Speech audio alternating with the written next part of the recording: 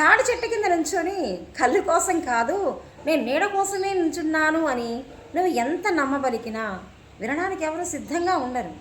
పైపెచ్చు నువ్వు ఒక అబద్ధాన్ని ఎంత అందంగా కప్పిపుచ్చుతున్నావని నిన్నే ఎక్కువగా తప్పుపడతారు. అంటే ఒక నిప్పుకి ఇనుము తోడయిందనుకోండి, సమ్మెట దెబ్బలు ఇనుముకి తప్పవు.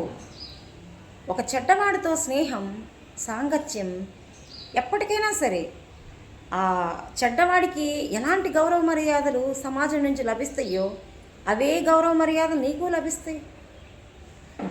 అందుకని మన నుంచునే ప్రదేశాన్ని ఎంచుకొని నుంచోవాలి. మనం చేసే స్నేహాలు కూడా తెలిసి తప్పు చేయకూడదు.